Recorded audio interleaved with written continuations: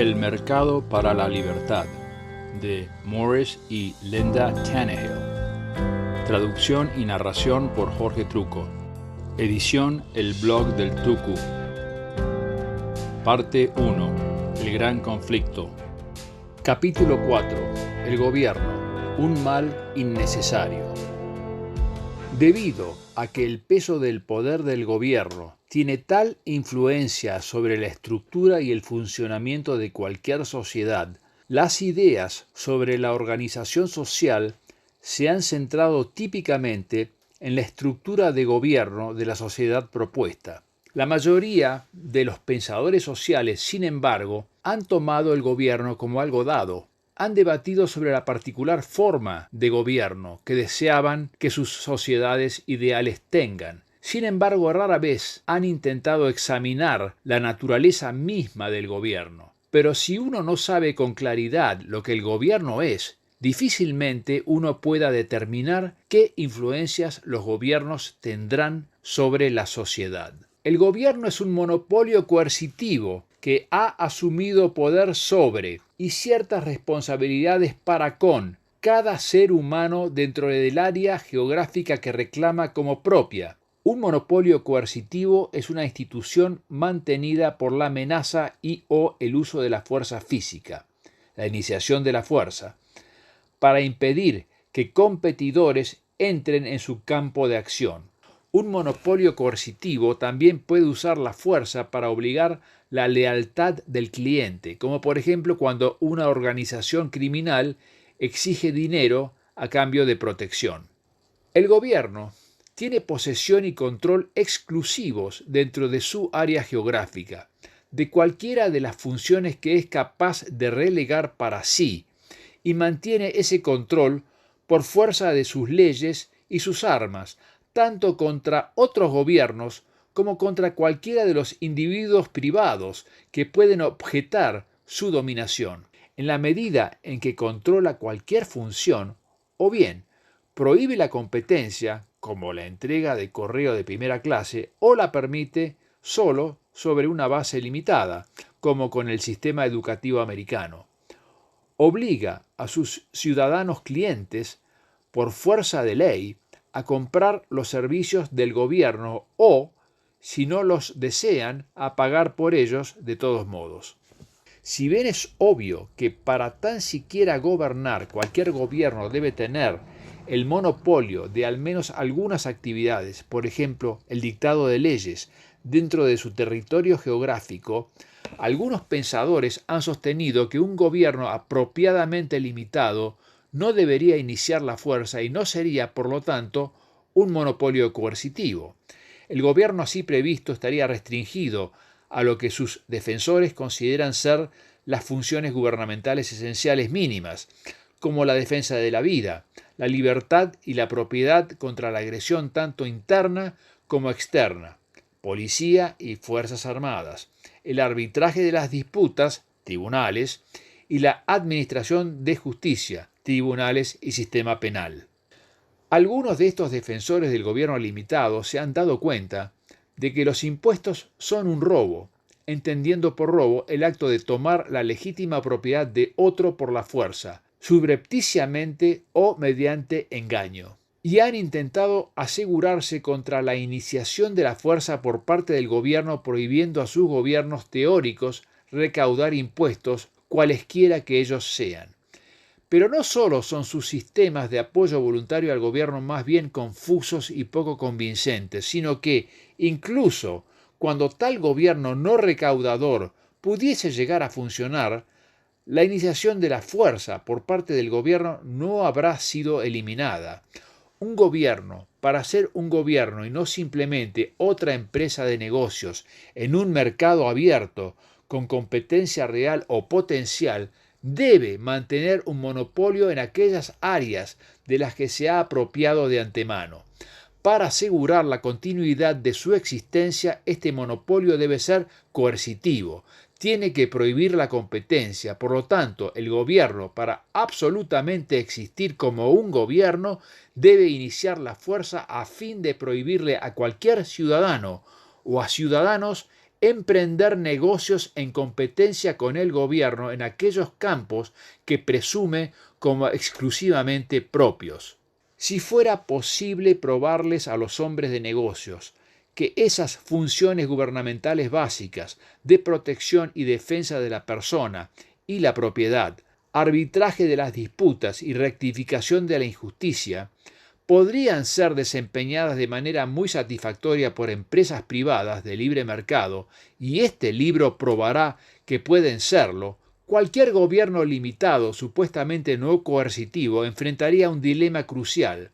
Tendría o bien que iniciar el uso de la fuerza para evitar que la libre empresa entre en su mercado o sus mercados, o si no, la libre empresa empujaría al gobierno a la quiebra y por lo tanto afuera de toda existencia.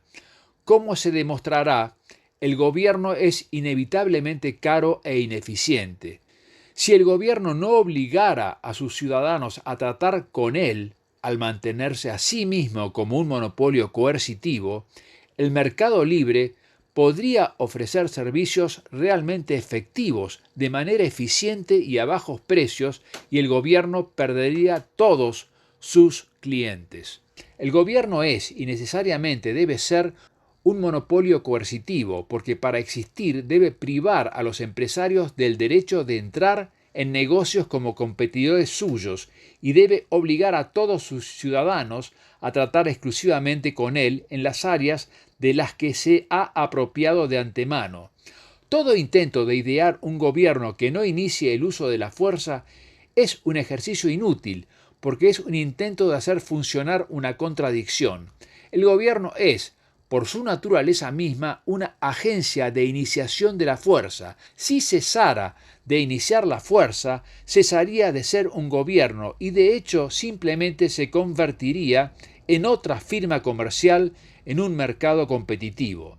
Tampoco puede haber un gobierno que sea parcialmente una empresa que actúa en un mercado libre, porque no puede haber transigencia entre la libertad y la fuerza bruta.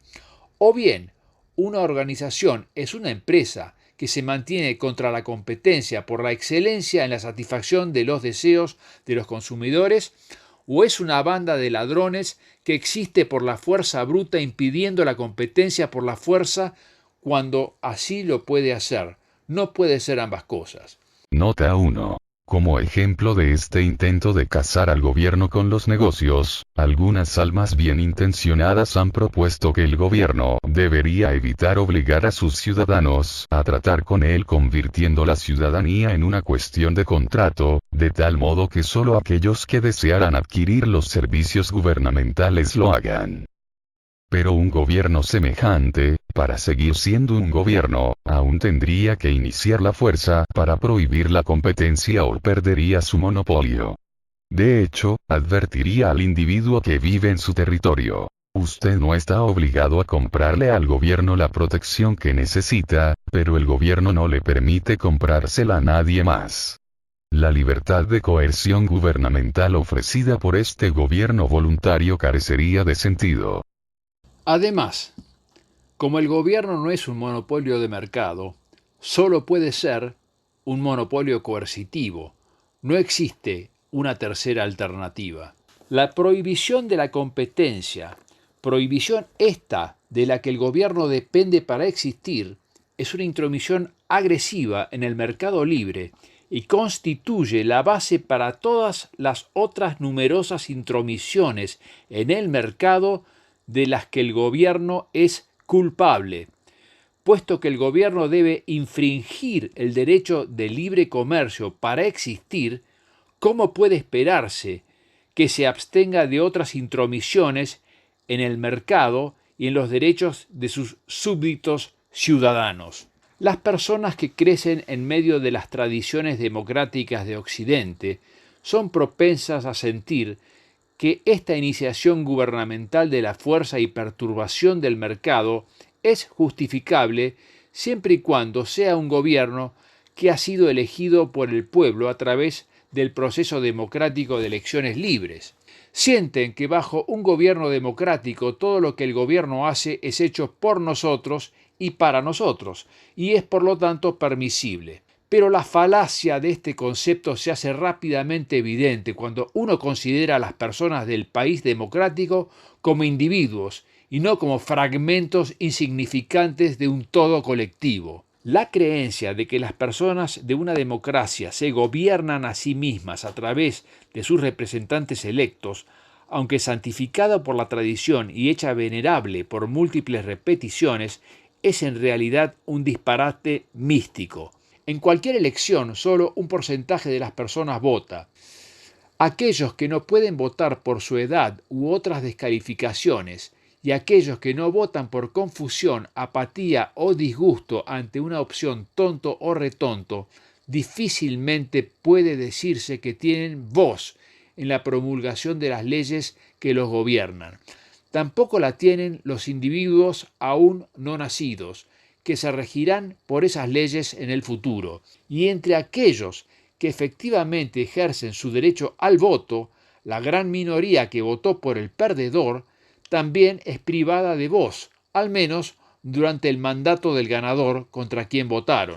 Pero incluso los individuos que votaron y se las arreglaron para elegir el ganador no están realmente gobernándose a sí mismos en ningún sentido de la palabra.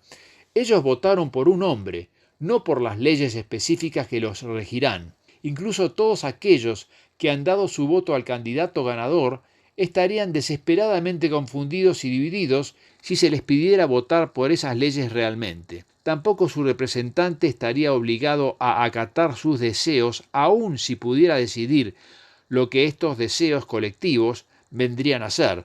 Y además de todo esto, un gran porcentaje del poder real de una democracia madura como los Estados Unidos está en manos de decenas de miles de anónimos burócratas designados que no responden a la voluntad de ningún ciudadano sin influencia especial. Bajo una forma democrática de gobierno, una minoría de los individuos gobernados elige el candidato ganador. El candidato ganador entonces procede a decidir asuntos, en gran medida sobre la base de presiones de grupos de intereses especiales, lo cual en realidad equivale al gobierno de los que tienen influencia política sobre los que no la tienen. Contrariamente al lavado de cerebro que hemos recibido en las escuelas dirigidas por el gobierno, la democracia, el gobierno del pueblo a través de sus representantes electos, es un cruel engaño. No solo es la democracia un disparate místico, también es inmoral.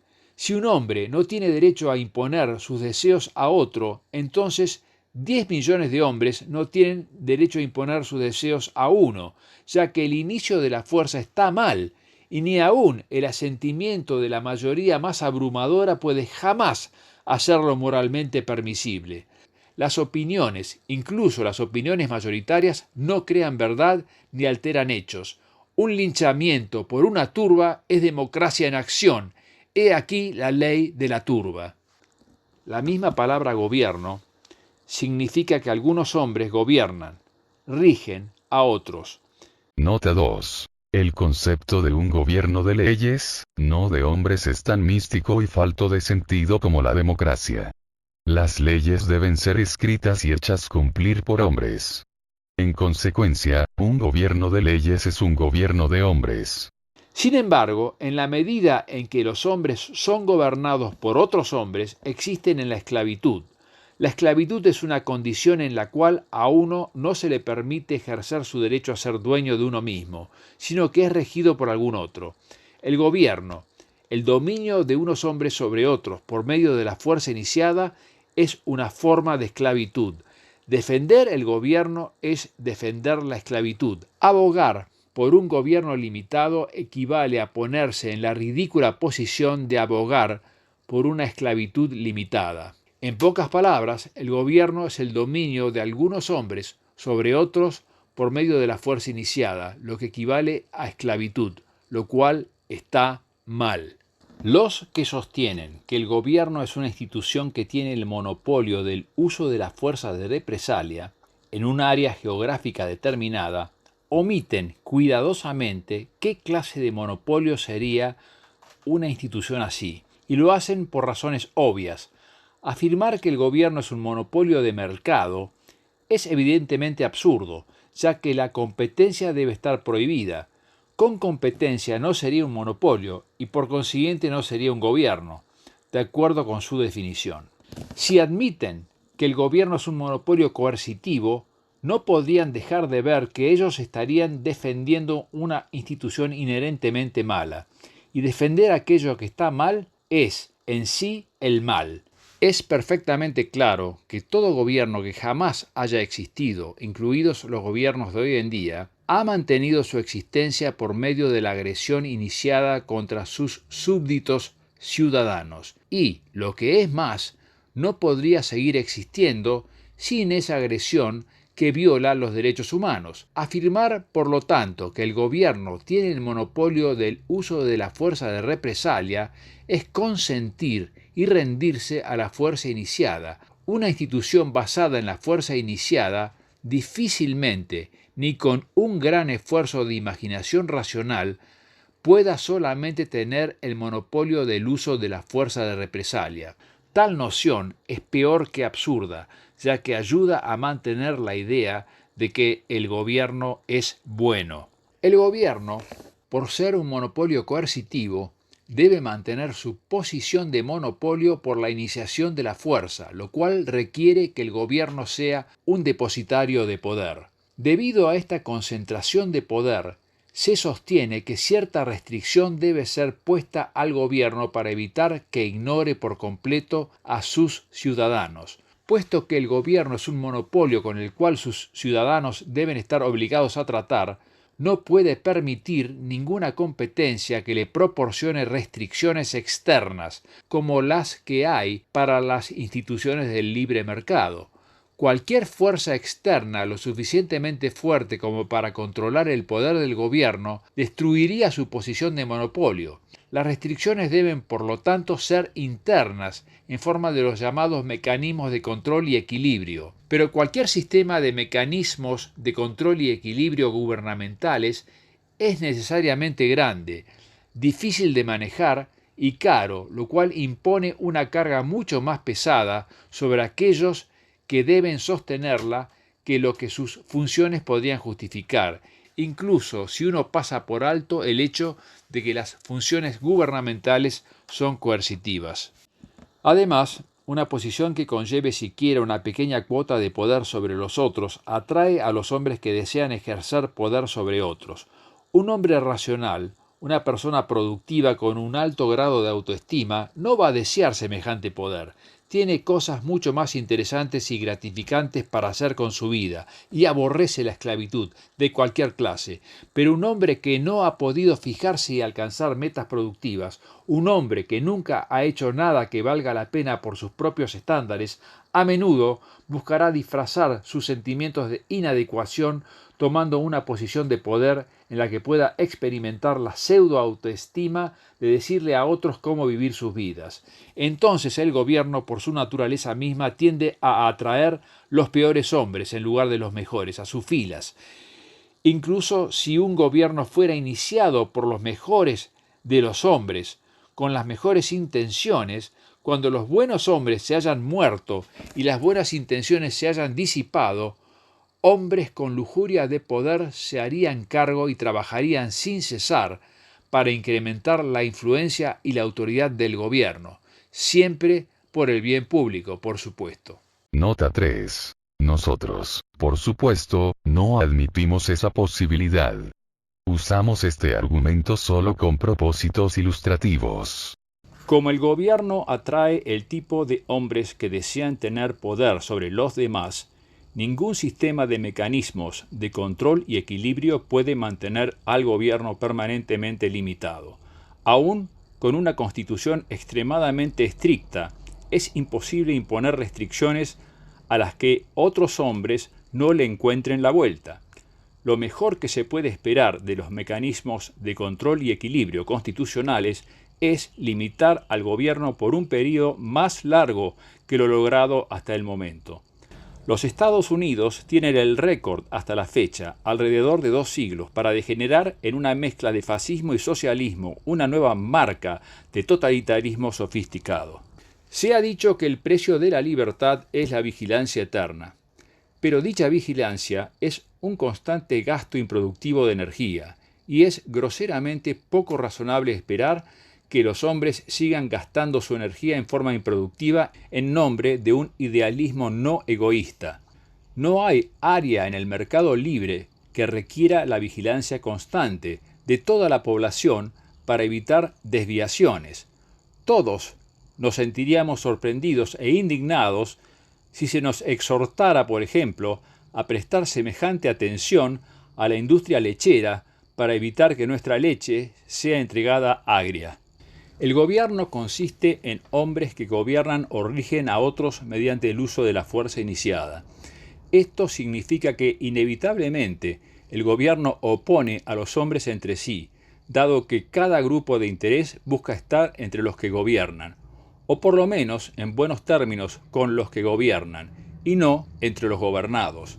Semejante conflicto entre grupos de interés es más pronunciado en una democracia, porque en una democracia el rumbo del gobierno está determinado en gran medida por grupos de presión que tienen influencias especiales y o pueden ofrecer votos y dinero. Cada grupo de presión pelea para ganar el control del gobierno, lo suficiente como para lograr la aprobación de leyes que lo favorezcan y que paralicen a sus oponentes. Esta guerra política constante e inevitable convierte a cada grupo de presión en una amenaza para todo aquel que esté fuera del mismo e impulsa a otros grupos, que de otro modo no serían agresivos, a presionar al gobierno por una legislación favorable a ellos, como un acto de defensa propia, sino por otra razón. Así, el gobierno crea una situación en la que cada hombre se ve forzado a temer a todo aquel que pertenezca a un grupo de interés diferente o tenga un estilo de vida distinto. Los negros temen la represión por parte de los blancos, mientras que a los blancos les preocupa que los negros adquieran demasiado poder. La gente correcta, de clase media, de mediana edad, teme el día en que los jóvenes hippies alcancen la edad y la fuerza suficientes como para tomar el poder y forzar una legislación favorable a la cultura hippie. A los hippies, por su parte, les molesta el estilo de vida correcto, que las leyes actuales intentan imponerles por la fuerza. Es trabajadores contra empresarios, urbanos contra suburbanos, pagadores de impuestos contra consumidores de impuestos, en una batalla sin fin, costosa y totalmente innecesaria. Sin gobierno, nadie tendría que temer que el grupo de algún otro le ganara de mano y utilizara el poder de la ley para imponerle su voluntad. Personas de ocupaciones, intereses y estilos de vida enormemente diferentes podrían vivir juntas pacíficamente, porque nadie sería capaz de usar a un político para amenazar a los demás. Es el poder del gobierno lo que causa la mayoría de los conflictos entre los distintos grupos de nuestra sociedad. Los gobiernos siempre han considerado necesario usar la fuerza, tanto contra sus propios ciudadanos como contra otros gobiernos. Esto no es sorprendente si se piensa que cualquier gobierno solo puede existir si mantiene un monopolio en su área de operaciones y que solo puede mantener este monopolio permanentemente mediante el uso de la fuerza. Las guerras y las represiones son un subproducto inevitable del gobierno. Son simplemente la reacción normal de un monopolio coercitivo ante las amenazas externas e internas a su posición. Cuantas más áreas busca monopolizar dentro de sus fronteras, o sea, cuanto más totalitario es, más represiones tiene que ejercer contra sus ciudadanos y más violentas y sangrientas son esas represiones. Cuantas más áreas busca controlar fuera de sus fronteras, es decir, cuanto más imperialista es, más guerras emprenderá y más prolongadas y destructivas éstas serán. Algunos gobiernos son mucho más totalitarios e imperialistas que otros y, en consecuencia, mucho más crueles y sanguinarios. Pero cada gobierno debe iniciar la fuerza porque cada gobierno es un monopolio coercitivo. Mientras existan los gobiernos, las guerras y las represiones son inevitables. La historia de los gobiernos siempre ha sido y siempre será escrita con sangre, fuego y lágrimas. Además de todo el resto de sus defectos, La estructura de cualquier gobierno es incurablemente arbitraria y por lo tanto carente de razón. Cualquier institución que no forme parte del mercado libre y por lo tanto no esté sujeta a las reglas del mercado, debe ser establecida y operada sobre la base de reglas arbitrarias y por lo tanto no puede ser justa y orientada hacia la realidad. La empresa privada es guiada por la realidad en la forma del mercado. Un emprendedor exitoso opera su negocio de acuerdo con la ley de la oferta y la demanda, y de esta manera tiene razones centradas en la realidad para las decisiones que toma. Pero el gobierno está fuera del mercado, no es guiado por las realidades del mercado, y por lo tanto solo puede ser operado por decisiones arbitrarias. Esta verdad salta a la vista cuando uno honestamente trata de determinar con justeza cómo debería ser implementada la institución del gobierno, lo cual también explica por qué pocos defensores de la libertad han intentado esta tarea imposible. Por ejemplo, ¿cómo deben ser elegidos los jueces? ¿Por elección o nombramiento? Si es por elección, ¿en qué términos y por qué electorado? ¿Local, estatal o nacional? La designación debería ser bipartidista o no partidista. Si es por nombramiento, ¿por quién y con qué controles?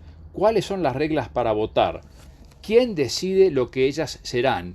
¿Y cuáles son los criterios objetivos para semejantes decisiones?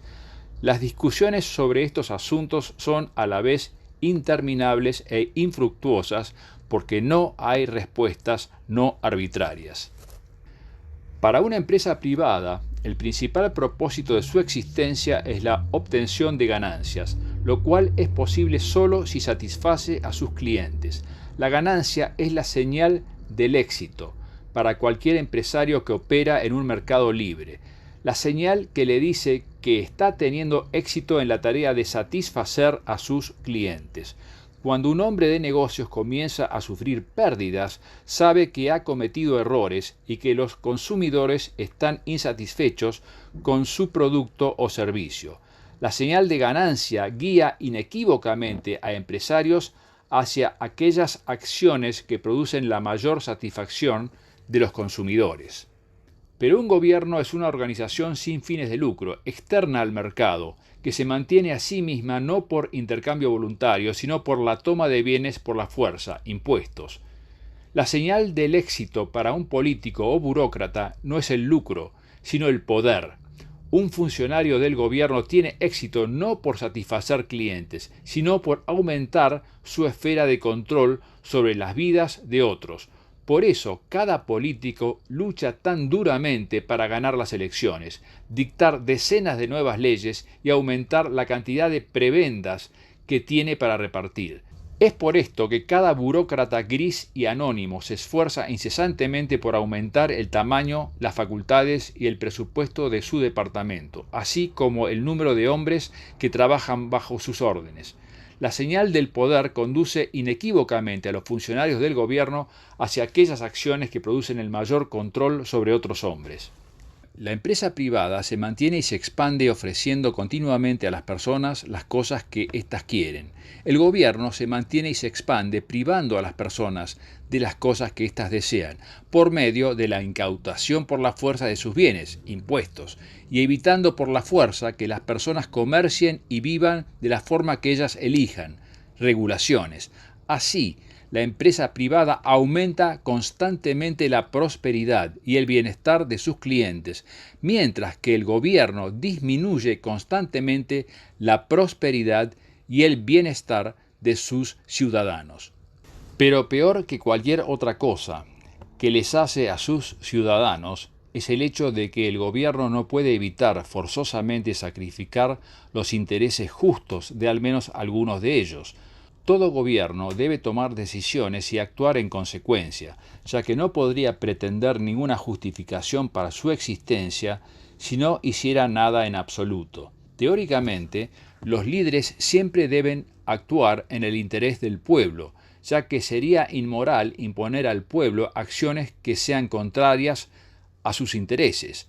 Ahora bien, Dado que no todos los individuos que componen el pueblo encuentran de su interés las mismas cosas, se deduce que al menos algunos de ellos deben tener intereses correctos, justos, que son diferentes o incluso opuestos al supuesto interés público.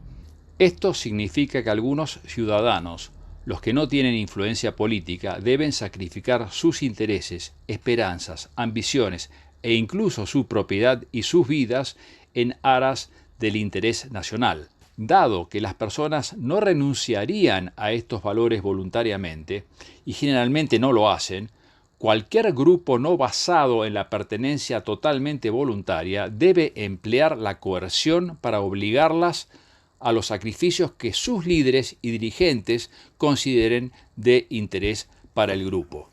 Limitar a un gobierno a las funciones de protección y arbitraje disminuiría los sacrificios exigidos a los ciudadanos, pero jamás podría eliminarlos. El despilfarro en mecanismos de control y equilibrio y la ineficiencia de una organización que está más allá del alcance de la competencia hace que los servicios gubernamentales sean mucho más costosos y menos efectivos que los provistos por las empresas. Por lo tanto, estar obligado a comprar servicios de protección del gobierno es ciertamente un sacrificio. Cualquier gobierno, si quiere seguir siendo un gobierno, debe mantener su condición de monopolio mediante la coerción, lo que significa que debe imponer sacrificios a sus ciudadanos. Cada individuo tiene la responsabilidad de descubrir cuáles son sus intereses y de trabajar para su logro. Cuando el gobierno le quita parte de esa responsabilidad al individuo, debe también quitarle algo de su libertad de acción, es decir, se deben violar derechos humanos. Además, cuando el gobierno obliga a un individuo a actuar en contra de sus intereses propios, lo está forzando a actuar en contra de su propio juicio racional. Tal acción en efecto coloca las opiniones y los caprichos de otros entre un hombre y su percepción de la realidad, y por lo tanto lo obliga a sacrificar su herramienta básica de supervivencia, su mente. El gobierno siempre ha sido un grillete impidiendo el progreso y el bienestar humanos. Este grillete ya era suficientemente malo en tiempos primitivos, cuando la vida era relativamente simple. En una sociedad compleja, con una tecnología compleja y armas nucleares, es una estupidez suicida. El gobierno es simplemente inadecuado para las complejidades de la vida moderna, un hecho que se está evidenciando cada vez más en la torpe ineptitud de las soluciones gubernamentales a los problemas sociales, la confusión y contradicciones perennes en las políticas del gobierno y el fracaso sucesivo de sus programas. El gobierno, en el mejor de los casos, es un anacronismo primitivo que la raza humana produjo en algún lugar en el tiempo en que los hombres salieron de sus cuevas y del que hace mucho deberíamos haber prescindido. La mayoría de las personas cree firmemente que debemos tener un gobierno que nos proteja de la agresión interna y externa, pero el gobierno es un monopolio coercitivo que debe demandar sacrificios a sus ciudadanos. Es un depositario de poder sin control externo y no puede ser limitado en forma permanente. Atrae a la peor clase de hombres a sus filas, encadena el progreso, obliga a sus ciudadanos a actuar en contra de su propio juicio y por su existencia coercitiva causa recurrentes conflictos internos y externos. En vista de todo esto, la pregunta no es quién nos protegerá de la agresión, sino ¿quién nos protegerá de los protectores gubernamentales? La contradicción de contratar a una agencia de violencia institucionalizada para que nos proteja de la violencia es aún más temeraria que comprar un gato para que proteja a nuestro lorito. En vista de la naturaleza real del gobierno, ¿por qué la mayoría de los hombres a lo largo de la historia lo han aceptado e incluso demandado? Tal vez la razón más obvia es que la gran mayoría de los hombres no han desarrollado mucho su capacidad de generar o incluso de aceptar nuevas ideas, en particular las que difieren radicalmente de las que les son familiares y constituyen el statu quo cultural. Retrocediendo en la historia registrada, hasta donde ella llega, ha habido gobiernos. e imaginar con cierto detalle cómo nos manejaríamos sin ellos requiere más esfuerzo mental del que muchos están dispuestos a dedicar. Además, lo que es nuevo, extraño y desconocido es aterrador, y es más cómodo dejar este asunto fuera de toda consideración con solo declarar que no funcionaría de todos modos. Ustedes, hermanos Wright, nunca conseguirán que ese artefacto despegue. Los funcionarios del gobierno han utilizado todas las herramientas posibles para convencer a las personas de que el gobierno es necesario.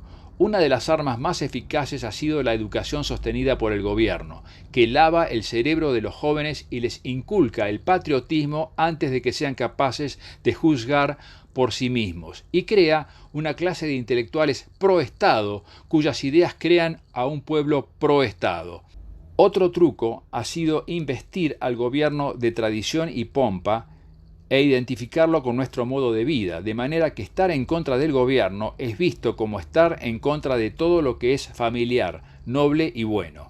Otro factor que contribuye a la aceptación del gobierno es que un gran número de personas tienen un persistente y por lo general no admitido miedo a ser responsables de sí mismas, a quedar libradas a sus propios recursos. Esto cala mucho más hondo que solamente el conocimiento de que sin un gobierno no habrá cheques de bienestar social o cargos burocráticos lujosos. Es un profundo miedo a la responsabilidad y al riesgo de tener que tomar decisiones propias y aceptar las consecuencias sin una máxima autoridad a quien pedir orientación o culpar en caso de fracaso. Esta es la razón de gritos tales como: tenemos que tener un fuerte liderazgo en estos tiempos de crisis. Necesitamos nuevos y mejores líderes. Y, Dios, danos un líder. Las personas que temen la responsabilidad encuentran que es más fácil pedir por líderes, incluso cuando esos líderes pueden llegar a ser tiranos, que aceptar el riesgo y el esfuerzo de buscar soluciones a los problemas que las aquejan. Recordemos el patriotismo Heil Hitler de la Alemania nazi y el horror y las atrocidades a los que condujo. Sin un gobierno que proporcione este liderazgo, dichas personas se sienten irremediablemente perdidas y a la deriva. Pero aún con todo esto, la mayoría de las personas podría haber aceptado la idea de una sociedad sin gobierno desde hace mucho tiempo, si no les hubieran vendido la idea de que la única alternativa al gobierno es el caos. El gobierno puede ser malo, sienten, pero, después de todo, es un mal necesario. Aparte del hecho de que no hay males necesarios, cuando uno considera todo el caos que los gobiernos han causado con sus violaciones a la libertad de los hombres, sus interferencias arbitrarias en el mercado y las guerras por saqueo y poder, la suposición de que el gobierno evita el caos parece más que un poco ridícula. El mercado libre es perfectamente capaz de evitar el caos y lo haría sin violar la libertad de los hombres ni embarcarse en guerras de agresión, como este libro va a demostrar. La verdadera elección no es el gobierno versus el caos, sino la caótica rigidez generada por las agresiones gubernamentales versus el progreso pacífico y evolutivo que resulta naturalmente de hombres libres comerciando en un mercado abierto. El gobierno no es un mal necesario, es un mal innecesario.